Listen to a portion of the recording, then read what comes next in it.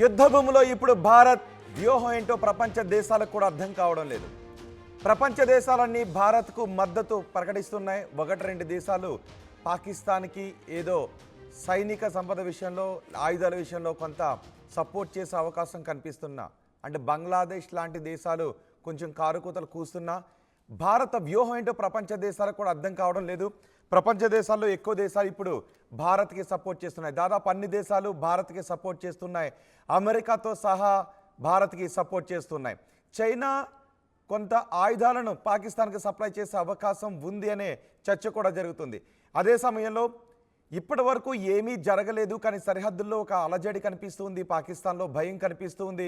కానీ భారత్ వైపు నుంచి ఏం జరగబోతోంది అన్న దానిపైనే ఇటు భారత ప్రజలతో పాటు ప్రపంచ దేశాలు ఎదురు చూస్తున్నాయి.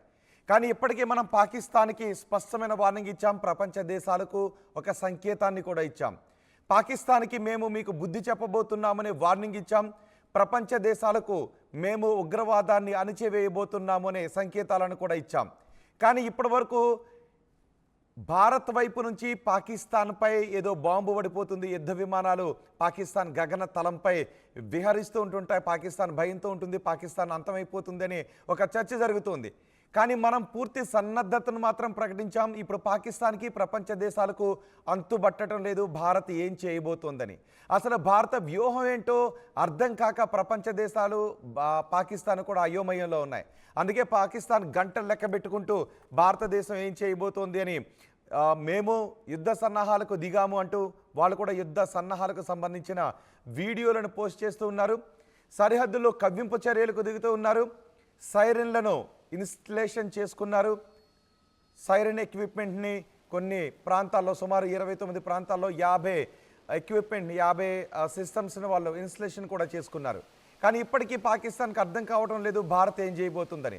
పాకిస్తాన్కి మాత్రమే కాదు ప్రపంచ దేశాలకు కూడా అర్థం కావడం లేదు భారత్ ఏం చేయబోతుందని. కానీ పాకిస్తాన్కి మాత్రం చాలా స్పష్టంగా చెప్పాం, మీ దేశంలో ఉన్న ఉగ్రవాదులను పూర్తిగా ఏరివేయాలి అని. మీ దేశంలో ఉన్న ఉగ్రవాదులను పూర్తిగా ఏరివేసే వరకు మా పోరాటం కొనసాగుతుంది, లేదా మేము ఐడెంటిఫై చేస్తాం, ట్రేస్ చేస్తాం, పనిష్ చేస్తామని. ఇప్పుడు సరిహద్దుల్లో పూర్తిగా త్రివిధ దళాలను మనం అప్రమత్తం చేసి ఉంచాం. కానీ ఇప్పటికీ పాకిస్తాన్కి అర్థం కావడం లేదు భారత్ ఏం చేయబోతుందని. అందుకే పాకిస్తాన్ గందరగోళంలో ఉంది.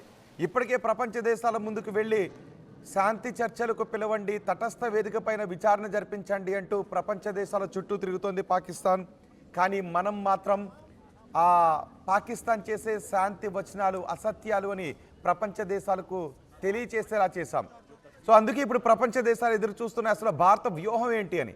భారతదేశానికి పూర్తి సపోర్ట్ చేస్తున్నాము అని అటు అమెరికా విదేశాంగ ప్రతినిధి చెప్పారు, అమెరికా ఉపాధ్యక్షుడు జేడి వాన్స్ కూడా చెప్పారు మేము పూర్తి మద్దతును ప్రకటిస్తామని. అలాగే ప్రపంచ దేశాలు చాలా దేశాలు భారతదేశానికి, మెజార్టీ దేశాలు భారతదేశానికి సపోర్ట్ చేస్తున్నాయి, పూర్తి మద్దతును ప్రకటిస్తున్నాయి. పాకిస్తాన్కి మాత్రం సపోర్ట్ చేసే దేశాల జాబితా ఏముందా అని భూతద్దంలో వెతుక్కోవాల్సిన పరిస్థితి కనిపిస్తుంది. ఇలాంటి సమయంలో భారతదేశం ఏం చేసింది ఇప్పటి వరకు అని చూస్తే, భారతదేశం యుద్ధం ప్రకటించేసింది అని పాకిస్తాన్ అంటూ ఉంది. అంటే మనం నీళ్లను ఆపేశాం, పాకిస్తాన్కి నీళ్లను ఆపేయడంతో పాకిస్తాన్ ఆ చర్యను యుద్ధ చర్యగానే భావిస్తూ ఉంది. అంతేకాదు పాకిస్తాన్ ఆ తర్వాత సిమ్లా ఒప్పందాన్ని రద్దు చేసింది, మనం కూడా గగనతలాన్ని మూసివేశాం, పాకిస్తాన్ కూడా గగనతలాన్ని మూసివేశామని చెప్పింది, మనం కూడా మన గగనతలాన్ని పాకిస్తాన్ విమానాలకు మూసివేశాం. అంతేకాదు పాకిస్తాన్కి సంబంధించిన యూట్యూబ్ ఛానల్స్ని కూడా, కొన్ని ఛానల్స్ని కూడా మనం బ్లాక్ లిస్ట్లో పెట్టాం, వాటిని రద్దు చేశాం. పాకిస్తాన్ అధ్యక్షుడి అఫీషియల్ సోషల్ మీడియా అకౌంట్లను కూడా మన దేశంలో ఓపెన్ కాకుండా వాటిపై నిషేధాన్ని కూడా విధించాం. అన్ని వైపుల నుంచి పాకిస్తాన్పై సామాజికంగా నిషేధాన్ని విధించుకుంటూ వస్తున్నాం. ప్రపంచ దేశాల ముందు ఏకాకిని చేశాం. ఇప్పటికీ పాకిస్తాన్ అనుకుంటూ ఉంది ఒక గంటలోనో 24 గంటల్లోనో 36 గంటల్లోనో, ఒక రోజులో 2 రోజుల్లో, వారం రోజుల్లో భారత మాపై యుద్ధం చేసేస్తుంది, బాంబులు వేసేస్తుందని భయపడ్డాం. కానీ భారతదేశం నుంచి సన్నాహాలు జరిగాయి, ఇంకా భారతదేశం ఏం చేయలేదు. భారతదేశం ఇప్పుడు ఏం చేయబోతుందో అర్థం కాక జుట్టు పీక్కుంటూ కూర్చునుంది. అటు పాకిస్తాన్ సైనికుల రాజీనామాలు జరిగాయి, అటు పాకిస్తాన్ ఆర్మీ చీఫ్ కనిపించటం లేదు అంటూ వార్తలు వస్తూ ఉన్నాయి. మా దగ్గర ఇన్ని అణుబాంబులు ఉన్నాయంటే వాళ్ళు ప్రేలాపనలు పేలుతూ ఉన్నారు. ఇన్ని జరుగుతున్నా అసలు భారత్ ఏం చేయబోతోంది, ఏదో చేయబోతోందని తెలుసు. ఆ ఏం చేయబోతోంది అనే విషయం అర్థం కాక పాకిస్తాన్ ఇప్పుడు జుట్టు పీక్కుంటుంది. ప్రపంచ దేశాలు కూడా చూస్తున్నాయి. ఈసారి భారత్ చాలా దూకుడుగా వెళ్ళిపోతుంది, పాకిస్తాన్ను కొట్టేస్తుంది, పాకిస్తాన్ని నామరూపాలు లేకుండా చేస్తుంది అనే ఊహాగానాల నడుమ భారత వ్యూహం ఏంటో అర్థం కాక, అసలు భారత్ ఏం చేయబోతుందో అర్థం కాక ప్రపంచ దేశాలు కూడా చాలా ఆసక్తిగా ఎదురు చూస్తున్నాయి. పాకిస్తాన్ భారతదేశం మధ్య నెలకొన్న ఈ పరిస్థితులను అర్థం కాక ప్రపంచ దేశాలు ఎదురు చూస్తున్నాయి. సో భారత్ మొత్తం మీద ఏదో చేయబోతోంది, కానీ పాకిస్తాన్కి గట్టి బుద్ధి చెప్పబోతోంది. కానీ పాకిస్తాన్ భయపడుతున్నట్టుగా మాత్రం భారత్ ఇంతవరకు ఏమీ చేయలేదు. పాకిస్తాన్పై అణుబాంబులు ప్రయోగించడము, లేదంటే పాకిస్తాన్ స్థావరాలపై బాంబులు ప్రయోగించడము దూకుడుగా లేదు. కానీ సరిహద్దు రేఖ వెంబడి మాత్రం మనం చాలా సీరియస్గా వెళుతూ ఉన్నాం. సరిహద్దుల్లో మాత్రం మనం త్రివిధ దళాల మోహరింతో చాలా సీరియస్గా ఉన్నాం. కానీ పాకిస్తాన్ అనుకున్నట్లుగా లేకపోవడంతో అసలు భారత వ్యూహం ఏంటి, ఎటువైపు నుంచి భారత్ కొట్టబోతోంది అని ఇప్పటికే భారత్ ఏ విధంగా కొట్టబోతోందో ప్రపంచ దేశాలకు మెల్లమెల్లగా అర్థమవుతుంది. ప్రపంచ దేశాల ముందు పాకిస్తాన్ని ఏకాకిని చేశాం, ఉగ్రవాదులను మనం ఐడెంటిఫై చేశాం. ఇప్పటికే లష్కర్-ఏ-తోయిబా చీఫ్ హఫీజ్ సయీద్కి భారీ భద్రతను కల్పిస్తూ ఏకంగా జనావాసాల మధ్య అతనికి ఒక సేఫ్టీ ప్లేస్ను చూసి వాళ్ళు రక్షించుకోవాల్సినటువంటి పరిస్థితి ఏర్పడింది. పాకిస్తాన్లో ఇప్పుడు పాలన కంటే దేశ సరిహద్దులో భారత్ ఇప్పుడు ఏం చేయబోతుంది, దేశం మీద భారత్ తీసుకునే ప్రతీకార దాడి ఎలా ఉండబోతోందో అన్న దానిపైనే దృష్టి కేంద్రీకరించింది. మొత్తం ప్రజలను మాత్రం గాలికి వదిలేసిన పరిస్థితి కనిపిస్తూ ఉంది. మన యుద్ధ సన్నాహాలు మనం ఇప్పటికే త్రివిధ దళాలకు కూడా పూర్తి స్వేచ్ఛనిచ్చాం. ఉగ్రవాదుల అణిచివేతలో పాకిస్తాన్ ప్రేరేపిత ఉగ్రవాదులు కాశ్మీర్లో దాడికి ఎలా ప్రతీకారం తీర్చుకుంటారు అనే స్వేచ్ఛను మనం త్రివిధ దళాలకు అప్పగించడంతో ఇప్పుడు త్రివిధ దళాలు ఏం చేయబోతున్నాయో అర్థం కాక పాలనను గాలికి వదిలేసి భారత్ ఏం చేయబోతుందన్న దానిపైన పాకిస్తాన్ ఆలోచించుకుంటుంది. అంటే పాకిస్తాన్ ఒక గందరగోళంలో ఉంది, అయోమయ స్థితిలో ఉంది, ఏం చేయబోతుందో తెలియక. ఇప్పటికే ప్రపంచవ్యాప్తంగా మనం ప్రపంచ దేశాల ముందు పాకిస్తాన్ ఏకాకిని చేశాం. మా ప్రతినిధి మధు ఉన్నారు పూర్తి సమాచారం అందించడానికి. మధు, భారతదేశం ఏం చేయబోతోందో అర్థం కాక ఇప్పుడు పాకిస్తాన్ జుట్టు పీక్కుంటూ ఒక అయోమయం గందరగోళ స్థితిలో ఉంది. ఇంకా చెప్పాలి అంటే ఒక మానసిక ఒత్తిడిలో పాకిస్తాన్ పాలకులందరూ కూడా ఉన్నారు.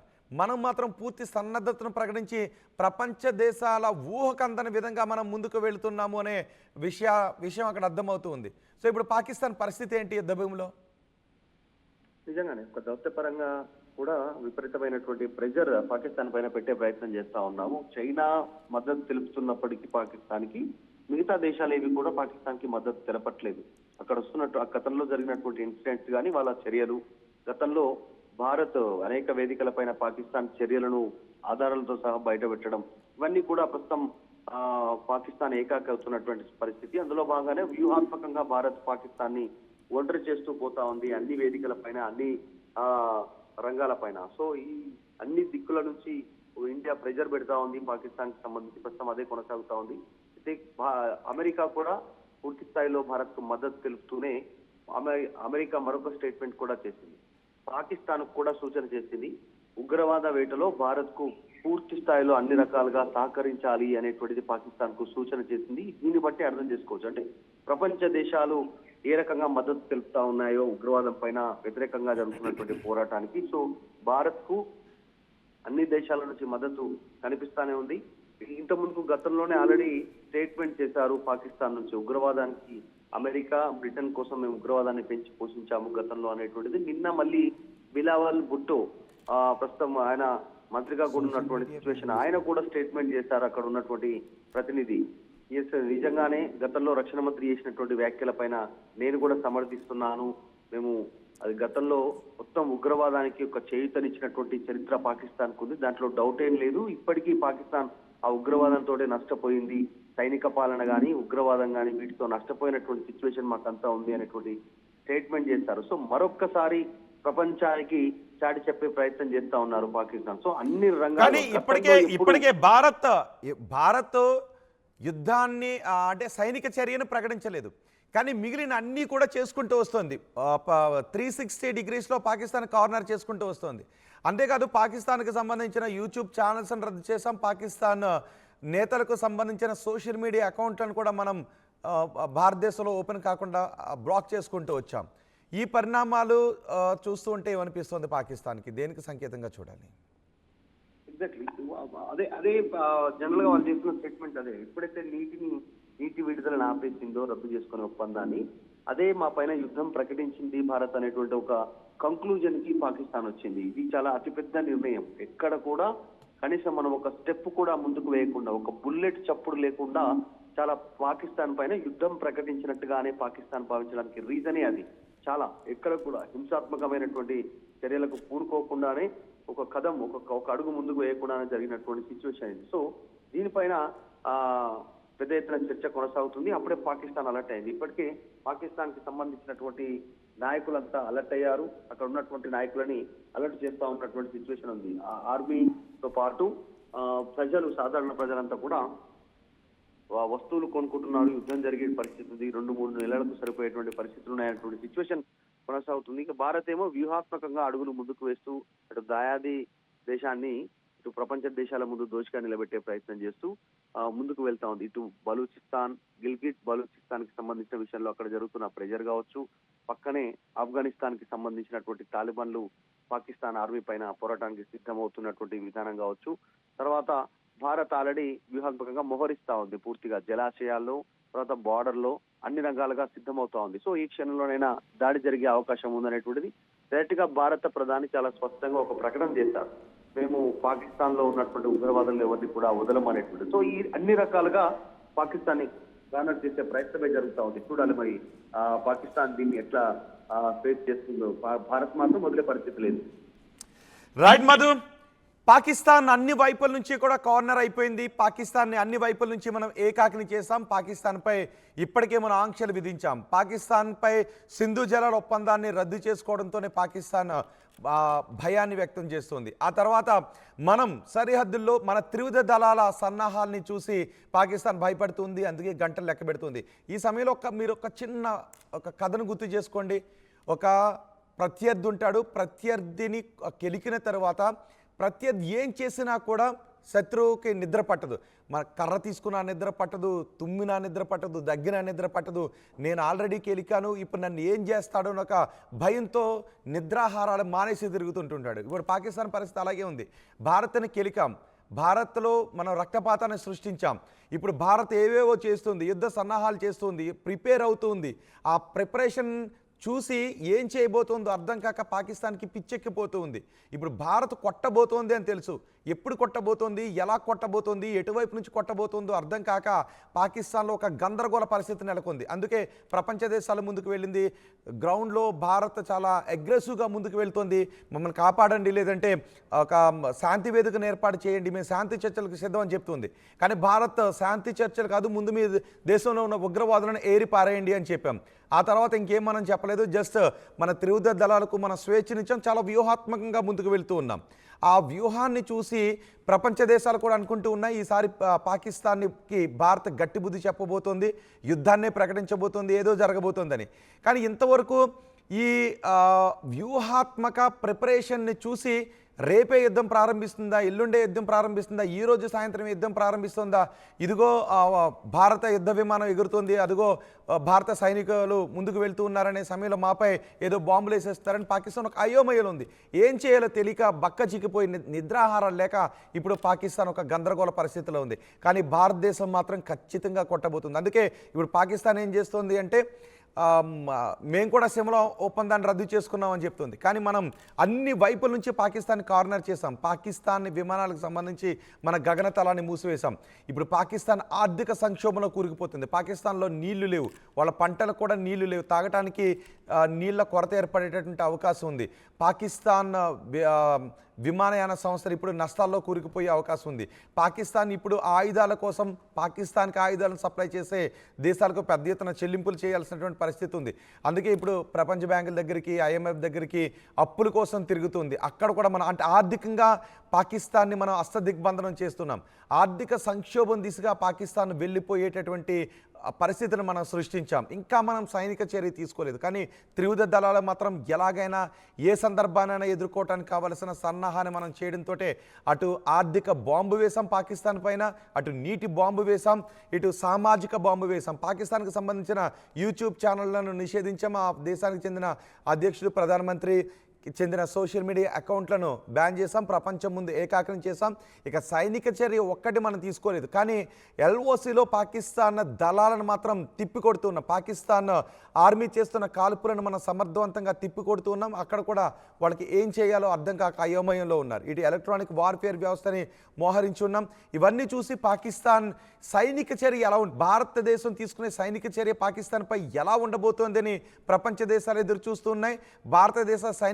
భారతదేశం ఎటువంటి సైనిక చర్య ఇప్పుడు మాపై తీసుకోబోతోంది అని అర్థం కాక జుట్టు పీక్కుంటూ ఆర్థిక సంక్షోభంలో కూరుకుపోతూ అయోమయంలో ఒక మానసిక ఒత్తిడిలో ఇప్పుడు పాకిస్తాన్ ఉన్నటువంటి పరిస్థితి కనిపిస్తోంది. అందుకే చాలామంది అనుకుంటూ ఉన్నారు ఏది యుద్ధం, ఏది బాంబు, ఏది కాల్పులు అని అనుకుంటూ ఉన్నారు. కానీ ఆల్రెడీ భారతదేశం ప్రారంభించినటువంటి యుద్ధంలో ఇంకా పాకిస్తాన్కి చెందినటువంటి ఉగ్రమూకల రక్తం బయటకు రాలేదు, కానీ వాళ్ళ రక్తం ఆవిరైపోతున్న పరిస్థితి కనిపిస్తోంది. పాకిస్తాన్ ఆయువు బక్కచిక్కిపోతుంది, వాళ్ళ శ్వాస తీసుకోలేకపోతున్నారు, ఎందుకంటే వాళ్ళ ఆర్థిక సంక్షోభంలో కూరుకుపోతున్నారు. ఇది చాలదా పాకిస్తాన్ నెత్తి మీద మనం అడుగులు పెట్టి పాకిస్తాన్ అధపాతాళానికి తొక్కేయడానికి ఇది సరిపోతుంది కదా. ఇప్పుడు పాకిస్తాన్ నీరసించి కుషించిపోయినటువంటి సందర్భంలో మనం తుపాకీ గుండె పేల్చకుండానే పాకిస్తాన్ భారతదేశం కాళ్ల ముందు చతికిలబడిపోయే పరిస్థితి ఇప్పుడు వస్తూ ఉంది.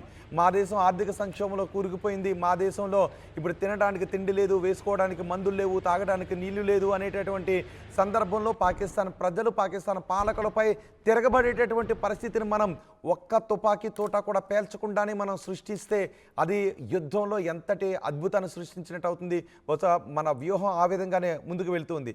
ఆ తర్వాత మనం ఉగ్రవాదులపై పేల్చేటటువంటి తోటాలకు వాళ్ళ నేల కొరిగేటటువంటి దృశ్యాలు కూడా మనం ముందు చూడబోతున్నాం. బహుశా పాకిస్తానే వాళ్ళు పెంచి పోషించిన ఉగ్రవాదులను వాళ్ళ తోటాలతోనే కాల్చి చంపేటటువంటి పరిణామాన్ని మనం సృష్టించబోతున్నామేమో. మనం చాలా వ్యూహాత్మకంగా ముందుకు వెళ్తున్నాం. అందుకే చాలామంది ఏది యుద్ధం, ఏది బాంబు పేలట్లేదని. బాంబు పేలితేనే యుద్ధం కాదు, వ్యూహాత్మకంగా శత్రువు బక్క చిక్కిపోయి వాళ్ళ తోటాలతో వాళ్ళ ఉగ్రవాదులనే పేల్చుకునేటటువంటి పరిస్థితులు వస్తే, వాళ్ళ ప్రజలే వాళ్ళపైన తిరగబడేటటువంటి పరిస్థితులు వస్తే ఇది ప్రపంచ దేశాలకు అందని యుద్ధాన్ని ఇప్పుడు మనం చేస్తున్నాం. ఆల్రెడీ యుద్ధం ప్రారంభమైపోయింది, కానీ తోట పేలలేదంతే. పాకిస్తాన్కి ఆ విషయం అర్థమైపోయింది. రాబోయే రోజుల్లో మనం సాధించిన విజయం గురించి మనం మాట్లాడుకోబోతున్నాం. పాకిస్తాన్లో ఉన్నటువంటి ఉగ్రవాదుల హననాన్ని, ఉగ్రవాదుల హతాన్ని, ఉగ్రవాదుల చావు కేకలను బహుశా మనం వినబోతూ ఉన్నాం. చూద్దాం ఏం జరగబోతుందో. కానీ యుద్ధం అంటే తుపాకీ గుండె పేలితేనే యుద్ధం కాదు, బాంబు పడితేనే యుద్ధం కాదు. ప్రపంచ దేశాలకు, వ్యూహాలకు, ప్రపంచ దేశాల అంచనాలకు అందని యుద్ధాన్ని ఇప్పుడు భారత్ చేస్తుంది. ఆల్రెడీ మనం యుద్ధాన్ని మొదలుపెట్టాం. మీ అభిప్రాయాన్ని కమెంట్ బాక్స్లో తెలియజేయండి.